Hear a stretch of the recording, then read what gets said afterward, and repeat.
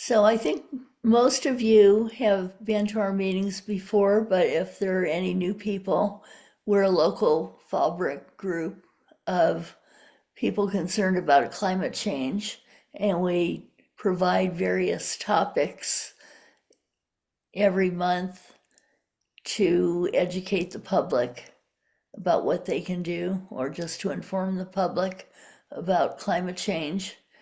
And next month, we might be doing something a little bit different. We might be going back and having one um, in person meeting at the library. And it may be, instead of April, maybe end up being the first week of May. And this would be a joint meeting with the Sierra Club of North County. And may also have the Land Conservancy joining us. So stay tuned for that, for more information. But tonight, we're honored to welcome Maren Kavanagh from I Love a Clean San Diego. Maren grew up in Chicago and made her way to California to study at University of San Diego, where she graduated with a Bachelor of Arts in Environmental Studies and minors in Political Science and Sociology. She loves traveling and has volunteered abroad on a variety of projects, including implementing invasive species control plans in New Zealand and Fiji, and increasing access to clean water for rural villages in Cambodia through building water filters out of natural materials. She's passionate about sustainable food systems, holistic wellness, and living a zero waste lifestyle. So I'd like to turn it over now to Maren Kavanagh. Thank you so much. Hi, everyone. It's a pleasure to be here with you tonight. I'll be talking today about reducing food waste and all the different ways that we can not only reduce our food waste, but also divert the waste that we do produce. A little bit of background about us. If you haven't heard of I Love a Clean San Diego before, we are San Diego's leading environmental nonprofit organization, and we celebrated our 70th year last year, actually. So we've been around for quite a while, serving all of San Diego County, and these educational programs are a really big part of our mission here. So to give a little context on why we talk a lot about reducing waste, in San Diego County, all of us on average produce 5.8 pounds of waste per person per day. You can imagine that that is quite a lot of waste when you take into account all of the over a million people, millions of people who are living in San Diego County. This is about 2,100 pounds per year, just for one person. So all of this waste needs to be managed. It needs to be taken somewhere, sorted, recycled, etc. And where is all of this going? We have 3 regional landfills in San Diego County. We have the Miramar landfill, which is our largest and where the majority of our waste gets sent. That's in the city of San Diego. We have the Otay landfill down in southern San Diego and the Sycamore landfill out east, kind of in the Santee area. All of those landfills, regardless of the differences in their sizes, they are all estimated to fill to capacity in the near future if our current waste disposal rates remain the same. So if we don't start reducing the amount of waste that we produce, we're going to have to look for new ways to handle our waste. And it's not really so easy to build a new landfill, considering the amount of space that's needed for a project that size. For example, the Miramar landfill is so large that you can fit 15 of the San Diego zoos inside of it. So if you've ever been to the zoo, you know it takes like a whole day to walk around it. It's a very large area. 15 of those would fit inside the Miramar landfill complex. So it's quite difficult to find spaces that are big enough to host a landfill in today's day where we have a very developed San Diego County region. And in order to reduce what's in our waste, we need to first look at what we are actually putting in our trash. We have about 39 to 40% of what we're sending to the landfill that is actually organic waste. So that's our food waste and our yard waste, and that's what we'll be focusing on today. But also, for context, we have another about 25 to 30% of that waste being recyclable materials. So the paper, plastic, glass, and metal categories. Those are all recyclable materials that were improperly recycled and ended up going to the landfill. Maybe they were really contaminated, or maybe they were just improperly put in a garbage can when they should have been put in a recycling one. If you're wondering what the C and D category stands for, that is construction and demolition. So that's not really something that us as your average residents will be contributing to or really handling, but that is something that the cities work with developers and construction companies on because a lot of that waste is actually recyclable. So again, not really relevant to us, but just a little fun fact. And we also, looking across the entire country, we waste about 40% of the food that we produce here. So everything that we're growing and transporting and spending all that time and resources and money to produce is actually getting wasted. It's not ending up in the people's hands who need it the most. Even though so much of this food is being wasted, we obviously still have a huge issue with hunger nationwide. We can also look locally in San Diego County. There are plenty of people that are struggling with hunger as well. And that's not that we're not producing enough food, it's that we're not distributing it properly and it's not accessible. With that 40% of food being wasted, we also waste these resources that it took to grow and produce that food. So 32% of our fresh water, 4% of our energy budget, and 20% of our land is being utilized just to grow food that ends up in the landfills, which is really crazy when you think about it. That apple that might have started to go bad on the counter and ended up in the trash, it's not just throwing away an apple, it's throwing away everything that got that apple from a seed to sitting in your kitchen. When we look at the background and the hidden cost of food waste, it really underscores the need for reduction of our food waste. And it really shows us that we should be valuing food more as a resource. Another big reason that we want to reduce the food waste being sent to our landfills is because when food waste ends up in our landfills, it produces methane at very high rates.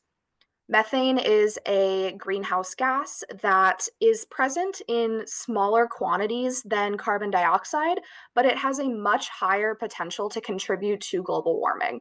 So it's about 28 times more potent than carbon dioxide when it comes to global warming. Again, methane hotspots in San Diego County correspond to our local landfills. So it's really showing that that is a huge source of methane that we could be reducing fairly easily by diverting this food waste. You can see on that pie chart that landfills throughout the whole country are about 16% of our methane emissions, with the other ones being mostly natural gas and petroleum, as you might expect. But landfills are pretty high up there as that third highest category, which a lot of folks might not expect to see. So now going into how can we reduce our food waste overall, and when we can't reduce it at the source, what can we do to manage it better once it does actually become waste? We normally have something called our zero waste hierarchy, which looks just like this, but it's more general pertaining to all different kinds of waste. This one specifically is talking about our food waste and organic waste in general. So I'm going to break down all these different categories, kind of going through them, starting with source reduction. This is, of course, reducing things before they actually become waste. So not letting food ever end up in even the compost bin. We're trying to reduce it as much as possible through a variety of different techniques. We have ways that we can shop a bit smarter. So again, planning ahead, making a list. These are all things that many of us are probably already doing, but just to reiterate, buying things in large quantities if you know that you're going to lose or use them, or you know that they're not going to go bad. Buying things in bulk from bulk bins is another really great way to not just reduce the packaging waste, but also to get very customizable amounts. So if you have a recipe that calls for a very small amount of a certain type of grain or spice or something that you might find in a bulk bin, you can buy a teaspoon or 2 teaspoons of it from a bulk bin, whereas you're not being forced to buy the entire container, something that might just end up sitting around in your cupboard. And of course, it's cheaper as well to do it that way. About $1 of every $10 that we spend on food goes towards packaging. We just don't really see those costs because it's already wrapped up into the total amount that we're paying at the store. But if you are shopping in bulk, you are saving that money over time and not paying for an unnecessary item that's just going to end up in the trash.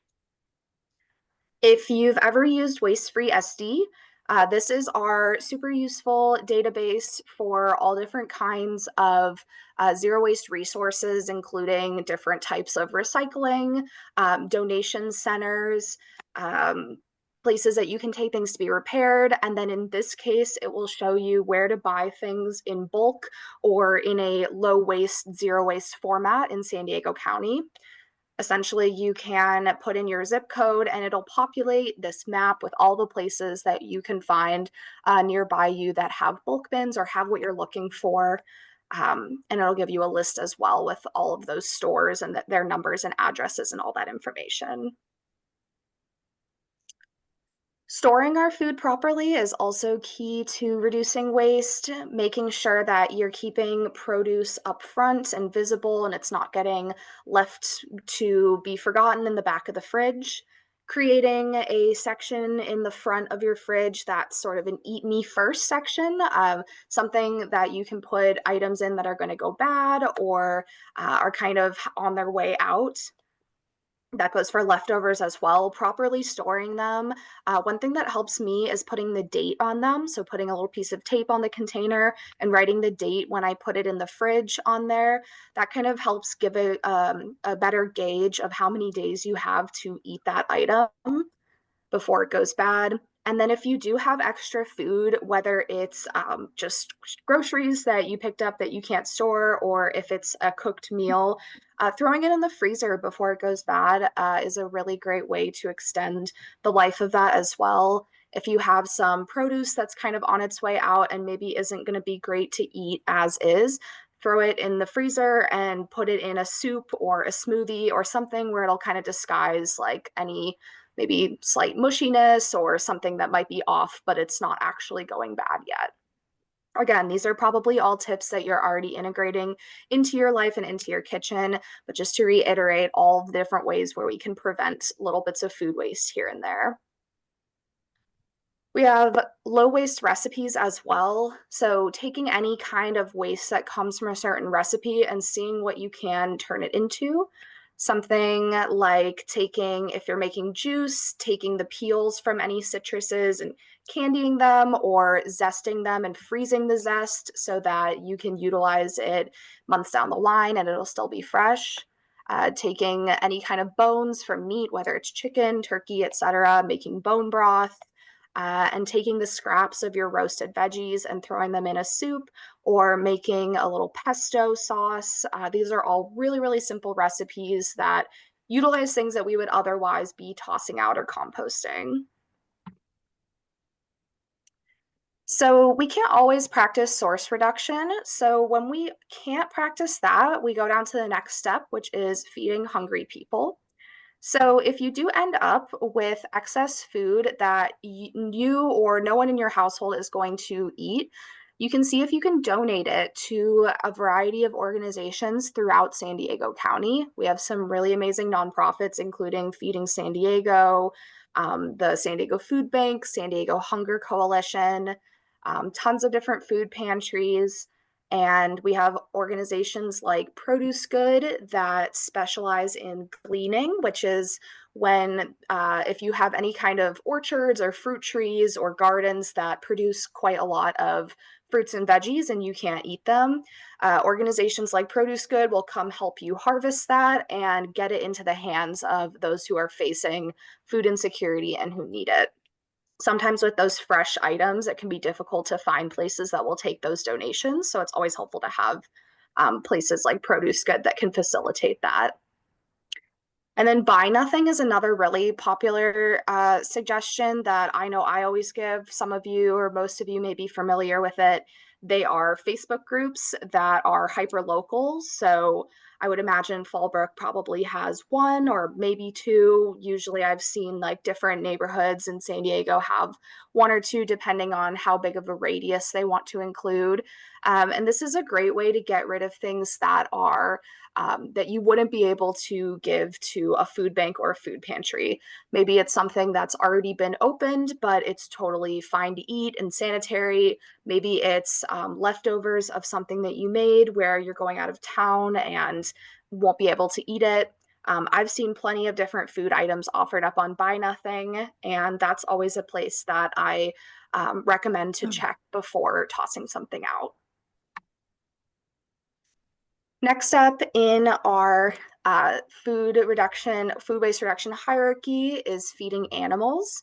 Sometimes we have food that is not fit for human consumption, but it might be fit for animals. This could look like giving it to pigs or chickens. This could be donating items to the San Diego Humane Society or different rescue shelters around the county. I would say that the best way to find places that will take these donations is to utilize that Waste Free SD database I mentioned a few slides ago and just give places a call to see what items they are accepting for donations. Also, like farm sanctuaries, animal sanctuaries that have some larger animals that not just cats and dogs. A lot of those places will take things like food scraps because they are able to feed them to some of the animals that they have there. And then moving on to the bottom is going to be industrial uses and compost. So when we do have those pieces of food waste that we are not able to do anything else with, we're not able to donate it, we're not able to cook with it, we luckily now have our curbside green bin organic waste recycling program. Everybody should, if you live in a single family home or if you live in a smaller apartment complex, everybody should have these green bins by now. These are really great because you can put any and all food products into your green bin. However, that's not the only way that you can participate in organics recycling. You can also compost at home, whether you have a backyard or maybe you just have a small space like a balcony or a patio. And if you don't want to do it at home and you don't want to use the green bin, there's also composting programs throughout the county. Availability may vary, but these are places where they will take your food scraps and they will actually do the composting part. So, kind of taking that off of you. We do have a couple different easy ways to compost that I usually recommend for people who want to try it at home. You have your standard compost bin. These are great if you have a larger household or if you have a yard where you can keep a larger bin stored outside. Vermicomposting, which is composting with worms, is my recommendation if you live in a smaller space, if you want to keep it inside, or if you have a very small household or you just don't produce a lot of food waste. Vermicomposting is really great because it's super low mess, low odor. The worms really do all the work for you. But the only downside to it is that they can only eat so much of your food. So it's not great if you have a lot of food waste that you need to take care of. And then bokashi composting is going to be that third one. This is a little different than traditional composting. It uses a fermented bran to break down the food scraps using the microbes in that fermented solution. And what comes out of your bokashi composting bucket is a type of compost that's very acidic. So it needs to be buried far away from the roots of any plants.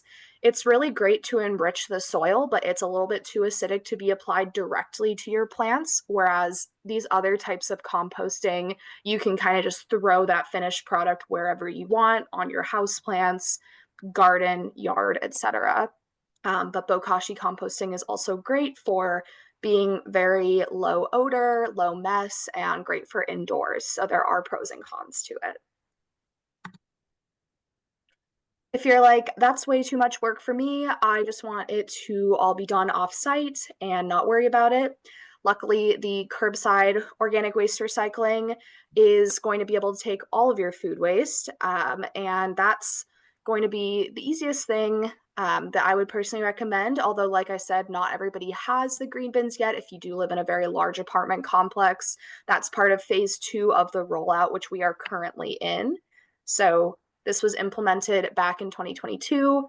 The first 2 years was mostly focused on single family homes and smaller multifamily residences. Now we're moving on to those larger multifamily residences and commercial food generators.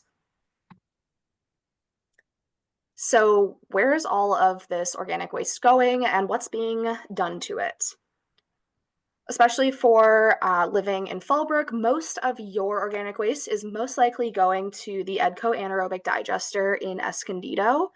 So this is a little different than the traditional compost heaps that you might find at the Miramar Greenery, which is down at the Miramar landfill. Uh, this is a little bit similar to bokashi composting that I mentioned is done with those microbes. So all of the food waste and any other organic waste like yard waste is all added to this giant vat. And the anaerobic microorganisms in there are breaking down the waste, and they produce a variety of products, including a liquid fertilizer, a solid compost, and then natural gas, which is actually injected into the pipeline. And Edco uses that gas to power their fleet of trucks. So it's a pretty cool process. We have gotten the chance to tour their facility. Our staff has gotten that chance, and it's really amazing to see in person just how much organic waste they're processing and all of what's being produced by that. So the list of what can go into these green bins is pretty expansive. Like I said, any food scraps are accepted. And then the neat thing about this, as opposed to your compost bin, is that you can also add things like food soiled paper products, such as coffee filters or kitchen napkins and paper towels, parchment paper, paper bags, any kind of yard trimmings, and any kind of untreated and unpainted wood. With the food soiled paper, the only thing that I do want to point out is that we have to make sure that there's no wax on the paper. So something like a to-go coffee cup or a paper plate, typically these have a plastic inner lining, kind of looks like that waxy, shiny coating to it. This is done so that things don't leak through it. But unfortunately, this also means that we then can't compost it because we can't separate that plastic layer easily from the paper. Things like that do still need to go in your regular garbage bin, but for any kinds of these non-wax paper products, you can add those to your green bin. And we also want to make sure that these paper products don't have any kind of cleaning solutions on them. If you use a paper towel to wipe down your counters with a cleaning spray or clean your windows, we would still want to throw that in the trash because we don't want any of those contaminants to get added to the compost. But if you're just using some napkins to wipe your hands as you eat or paper towels to clean up some food that's spilled, all of that can go in your green bin. Couple other items that cannot go in your green bin. Some of these hopefully seem very obvious. Things like medical waste, styrofoam, cigarette butts, all of these we don't want to be putting in there. Some of them are less intuitive. I would say things like wine corks we'll often find in there because people think that they are natural. And although they used to be, oftentimes wine corks now are actually made of like a synthetic plastic type material, as a cost saving initiative. So something like that would not be able to go in there. Gum is also commonly made from types of plastic. So any kinds of chewing gum we would not want to put in the green bin. And then the main one that I want to highlight is compostable plastics are actually not allowed to go in the green bins. Very misleading because it says that they are compostable, but unfortunately, these products, the technology of them isn't quite there to the point where they can properly break down in our industrial composting plants locally. So if you get something that looks like it's plastic, but it says that it's compostable or that it's, bioplastic or made of plants, unfortunately, these items do need to go in the regular garbage bin because they don't properly break down if we put them with the other green bin waste. They also are not the same type of plastic as a traditional plastic that goes in our blue bin. So if you get anything like a produce bag from a grocery store that says it's compostable plastic, or takeout cups that say that they're compostable, that stuff we do just want to make sure that we still are adding to our regular black bin garbage. And then some tips for keeping your bin clean. We do get a lot of questions about this as residents get used to uh, separating and diverting food scraps. What works for one household may not work for the other, considering that everybody has different living situations and produces different amounts of waste. But a couple things that can help are if you can keep your bin in the shade when possible, always keeping the lid closed, rinsing the bin in between pickups. Um, before you even put your scraps in the bin, try and drain off any liquid that's on them. You can also try freezing them and then adding them to your bin right before pickup day if you have the space in your freezer for something like that. You can wrap the scraps in paper products. So even something like throwing them in a paper bag and using that to carry them out to the curb to dispose of is a great tip. And trying to layer the different types of waste. So if you have any kinds of yard waste, trying to put that on the bottom with any paper waste so that any liquid that comes off your food scraps gets absorbed into that drier yard waste or paper scraps or paper towels. Um, Again, if you don't have yard waste, that might not apply to you. But doing your best to layer things so that there's not a bunch of liquid and small items sitting at the bottom of the bin, kind of collecting and making a mess, is ideal. And if you do find that you have issues with spills, baking soda is great to add on top. It does not affect the composting process at all, but it does help neutralize smells. And if you have issues with pests, I've used diatomaceous earth in the past, and that seemed to help with things like ants or other small pests. Again, it doesn't negatively impact the composting process. So you can use that in or around your bin to help if there's any pest issues, especially in the summer when it gets a bit hotter. One thing we want to make sure that we're not disposing of in any of our curbside bins is cooking oil. This is something that we'll want to save in a container. We don't want to put it down the drain. We don't want to put it in our bins. And you can visit Waste Free SD to find drop off locations for that cooking oil.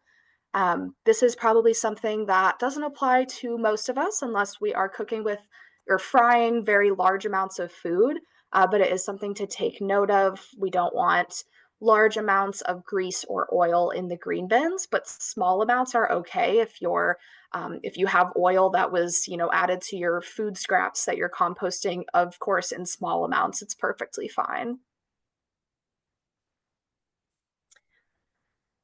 And lastly, some of the food that we are producing does unfortunately end up in the landfill. We can ideally divert most of what we are producing. If you remember at the beginning, that 40% number is what we're currently sending to landfill. We hope to, over the next few years, decrease that significantly and help both the County of San Diego and the individual cities get closer to their climate action goals.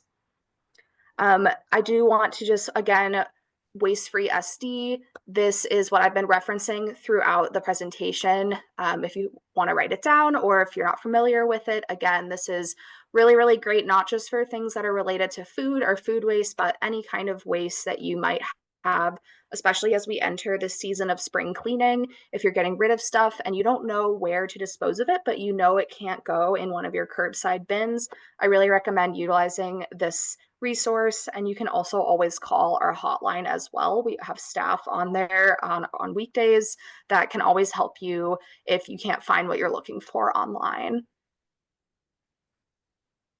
And I'll end just with a couple of our upcoming events. If you're feeling inspired to get involved or to check out some of what we do, a couple things that we have coming up. We are doing a series of compost giveaway events. So that's where we're giving away free compost from the Miramar Greenery.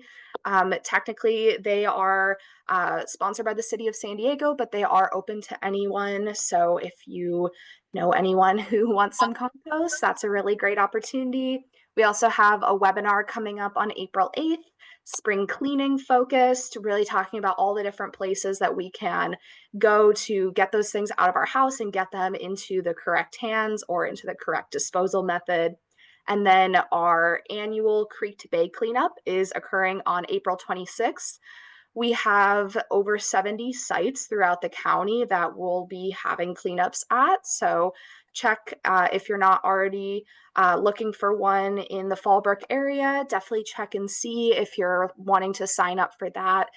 It's always a really great day of cleaning up just a really crazy amount of trash from across the county. And yeah, I know that was quite a lot of information, but I really do appreciate you all having me here today. I'm happy to take any questions if you have the time for it. But otherwise, yeah, thank you so much for having me at your meeting, and hopefully you're walking away learning one or two new things. There were some questions in the chat. Would you care to, can you see those questions or should we ask the people to ask them live? Deanna, do you want to talk about your questions?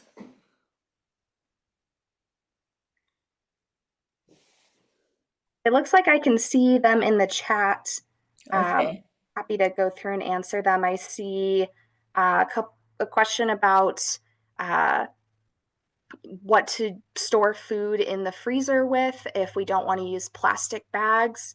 I recommend, if you have the room for it, you can freeze stuff in glass. You just have to make sure that you don't fill it up all the way and that you cool the item to room temperature before putting it into the freezer.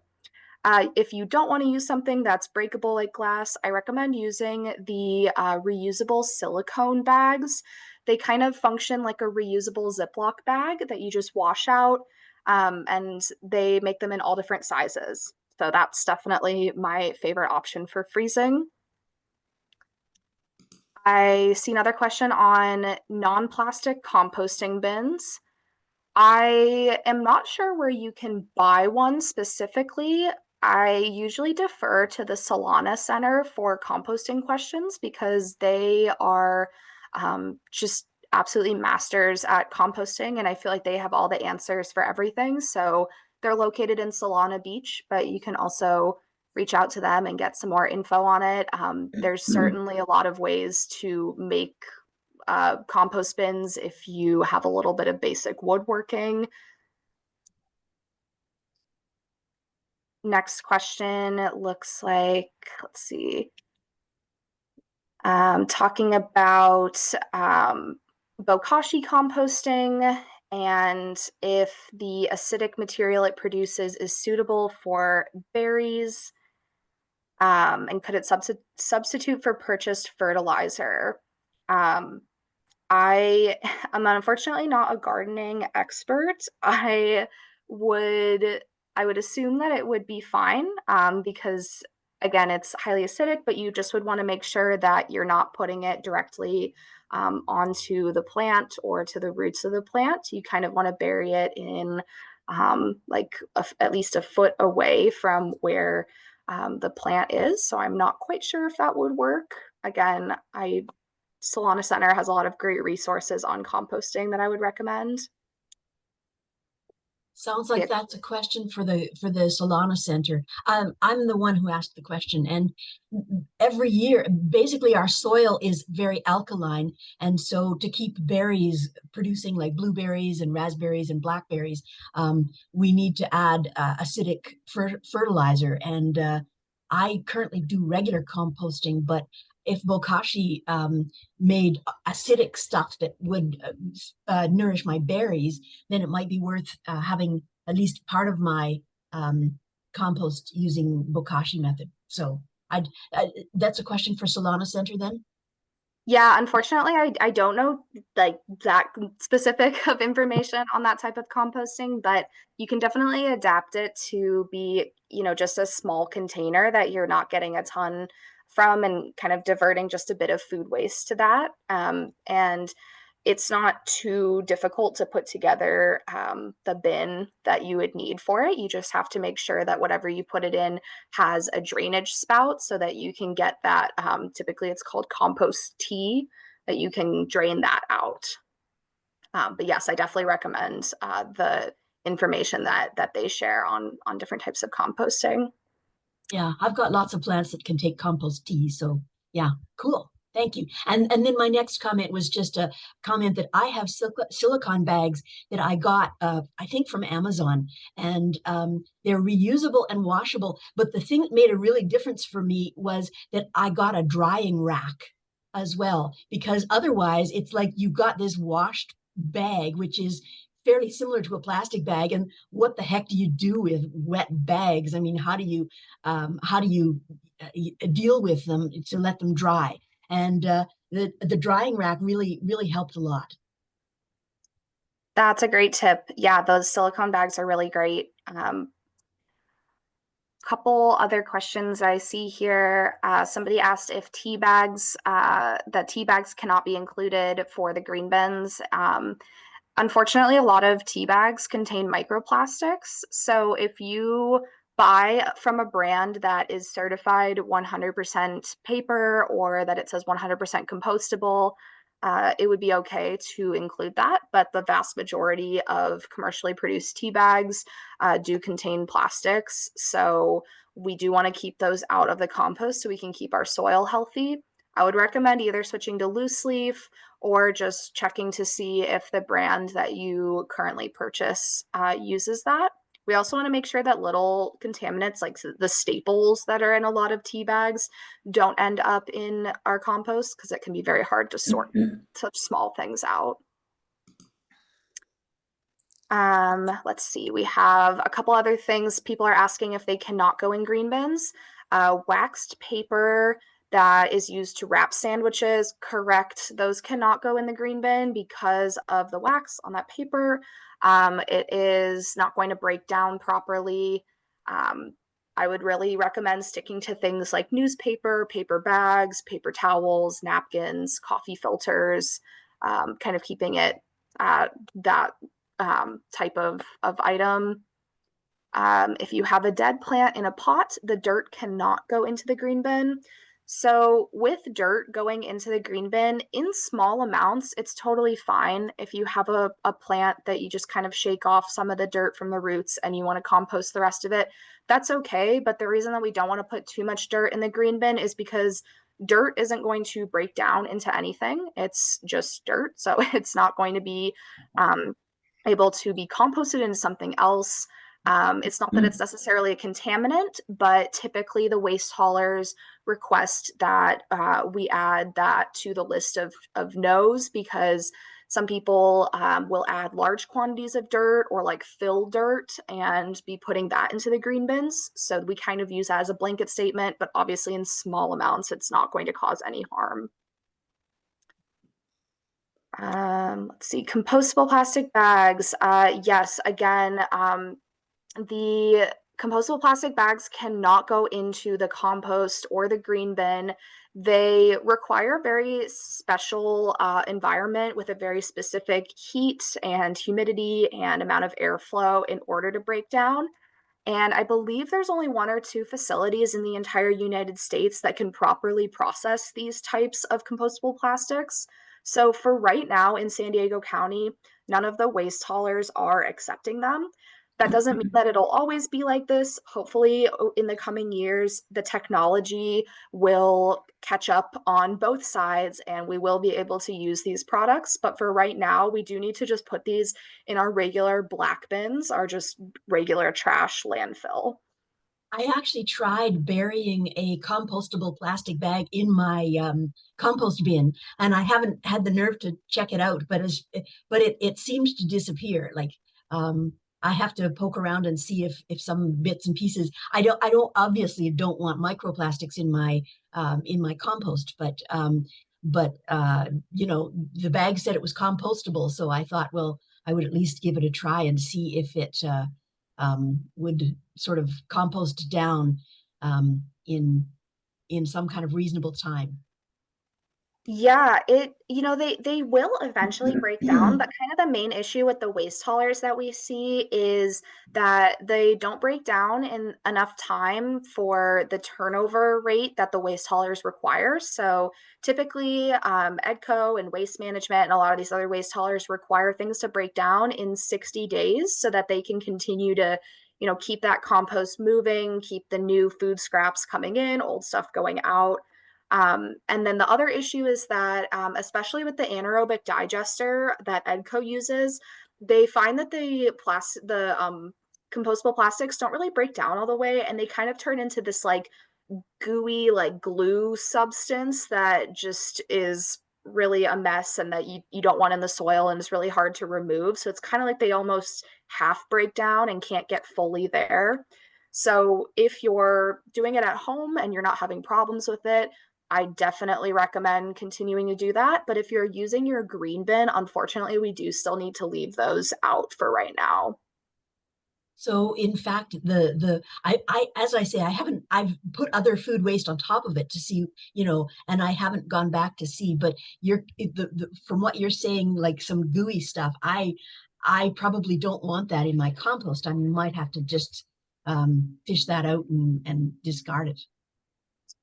Yeah, again, I'd be curious to, see what happens and if it dissolves in your compost, and I say go for it. There's no risk of microplastics because those only come from traditional petroleum-based plastic products, whereas these are plant-based bioplastics. So you won't have to worry about those contaminants.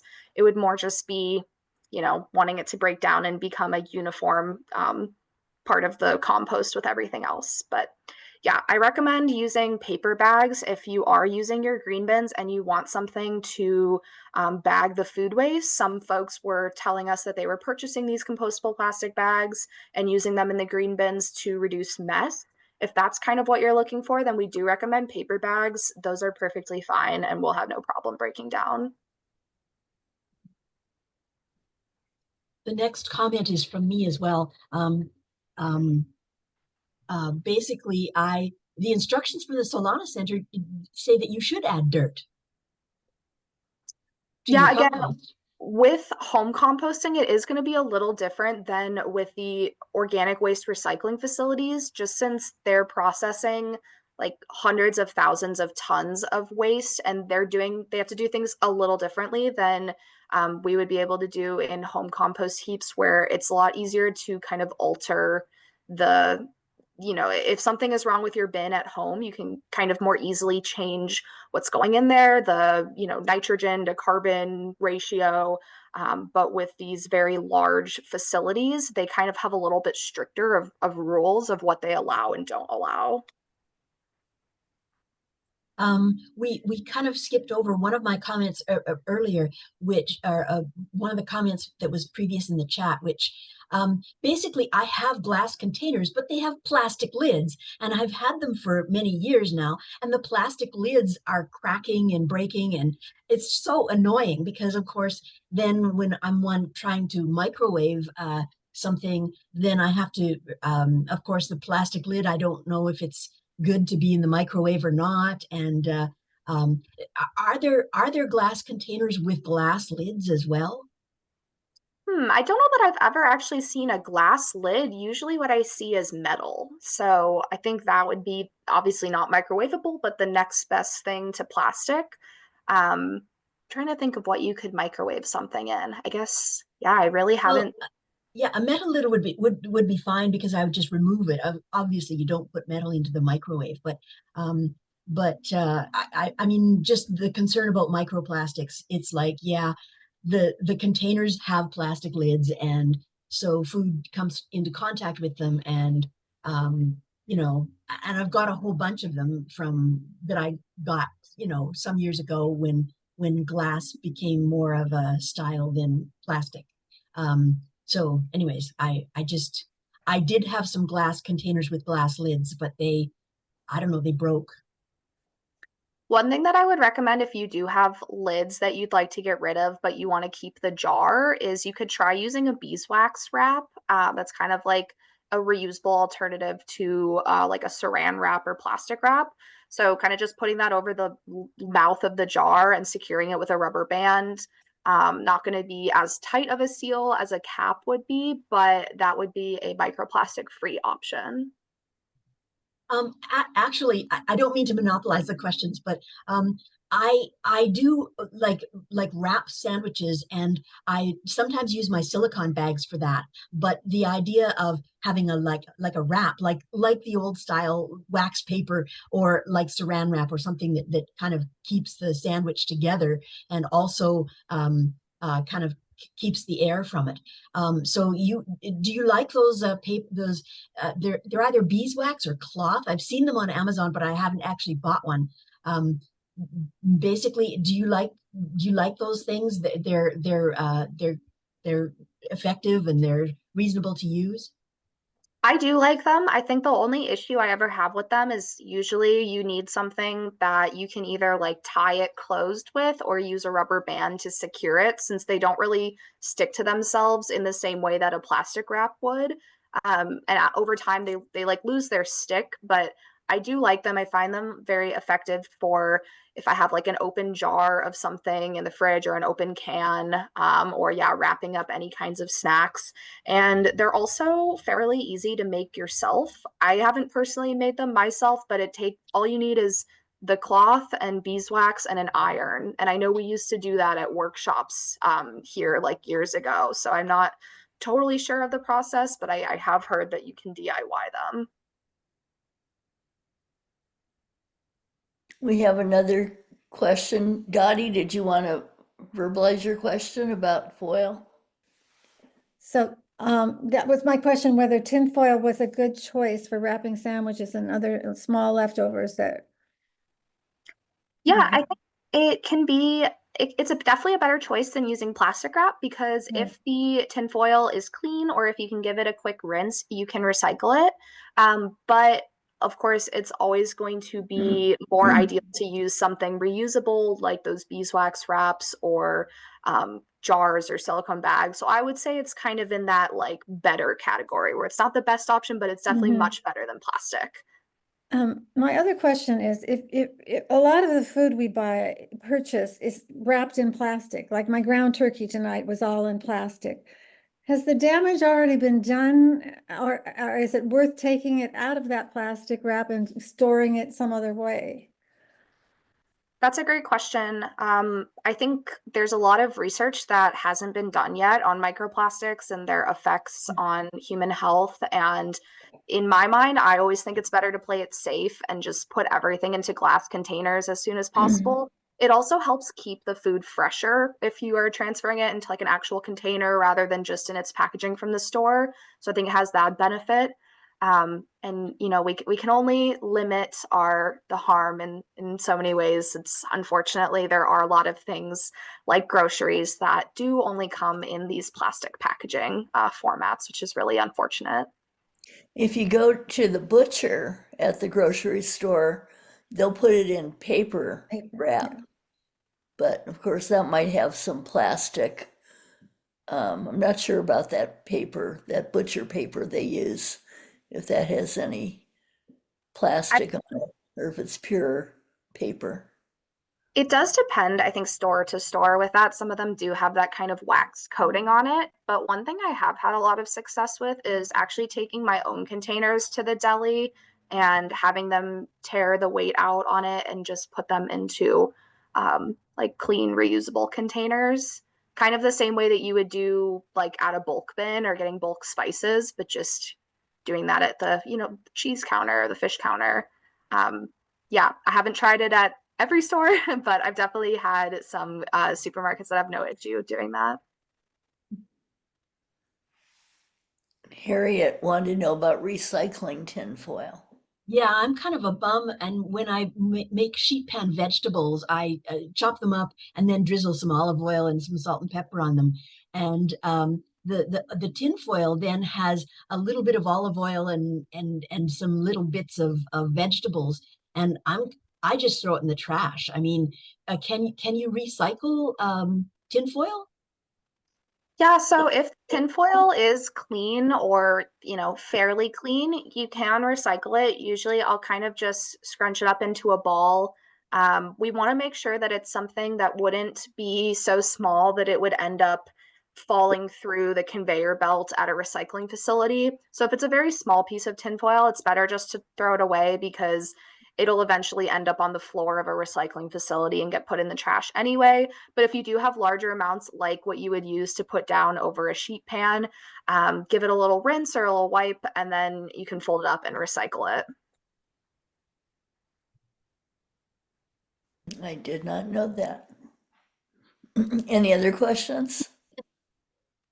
I did not know that either. I mean, I thought it made sense that you should be able to recycle it because it's metallic, it's not plastic, but I've always thought, well, it's got food waste on it, so it's like soiled. But I guess it's pretty easy to wipe that off in a lot of cases. Um, just a general question, since we have a few more minutes. I I have scraps, like kitchen. I have I compost everything, and then I have yard clippings. And so what I throw into the green bin is things like food contaminated paper and stuff like that. Um, it sounds like it would be a really kind of a mess if I didn't have yard clippings and I was throwing food waste in there. I mean, don't people's green bins kind of get really gross? That's definitely a great question. Yeah, I personally will say that I don't really put yard waste in mine, but I do almost always put it in a paper bag or a paper towel or like whatever I'm cooking with, just to kind of make it not stick to the bottom so much. We haven't had any issues recently, but it's also been cold. So to be determined this summer how it will end up. But that is why the waste haulers recommend the lasagna method of layering as much as you can. And so things like newspaper are really great to add in if you're somebody who doesn't have yard waste. But you're right, it definitely helps to have those drier paper materials to kind of absorb any liquid and contain a little bit of the mess. I actually had a raccoon break into my green bin, and like I put it out pretty regularly, but they apparently smelled something that they liked, and so it's just kind of like if you end up with pests or smell or kind of mess, then I just wonder if people are going to do it. Yeah, I definitely sympathize with that. That's been a huge focus of our outreach the past like 2 years or so, is just trying to see how we can get more folks on board and what issues we can troubleshoot to make it more accessible and more doable for folks, especially with animals and pests getting into it. That's one that I haven't really heard a good solution from the county or the city or anybody on what to do about that other than like locking them down, which is a little bit unrealistic. Well, Great questions, everybody. If, if I have one more question. what? For your April 26th event, I Love Clean San Diego, do you have, is Fallbrook on your list for that event? Yes, there should be at least one site that is either in Fallbrook or in the general area. And if there isn't a site on there and you want to start a site, then you can be a site captain, which we basically get you set up with everything that you need, and then you lead the charge day of at that particular site. So if there isn't a Fallbrook site on there and all of you wonderful folks want to band together and start one, that's kind of the whole point of Coastal Cleanup Day is we help you with the supplies and the permits and all that good stuff and send you out on your way to clean up and make it a little better. There isn't a site listed right now, Tom, but normally there is a site, and it's usually people gather at the library, and it's usually sponsored by the Land Conservancy or Save Our Forest or somebody. I can't remember who did it last year, but Well, it's usually, I think we might have lost our captain, so to speak. That's why I was asking if we were on the list. Tom, why don't you talk about the cleanup that you do? Well, that's what that was with the Fallbrook Beautification Alliance, which has been often leads the thing for organizing Fallbrook volunteers to be with I Love Clean San Diego when they come to town. But unfortunately, they're disbanding. That's Well, too bad. I know we do cleanups in Fallbrook every now and then because we have a contract with unincorporated county to host them. So I do see cleanups popping up, usually Saturday mornings, I believe they are. yes, which is the same April 26th is a Saturday. Yeah, So, that one's our big countywide, but we do a lot of like independent cleanups throughout the year that are usually on there. It's called our Watershed Warrior cleanup series. So if you ever see those on our website or calendar, that would be the ones that might be popping up near you throughout the year. well, we'll look into it and we'll send it out to our FCAT list if something comes up.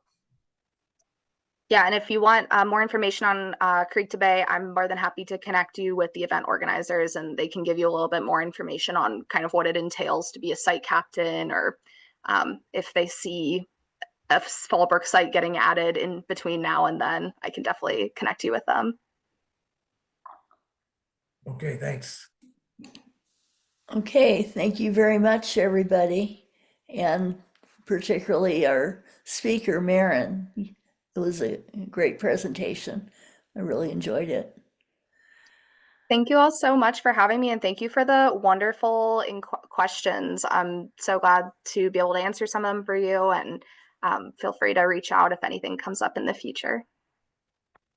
Okay. Thank you, Maren. Thank you. thank you. Thank you all. Bye-bye.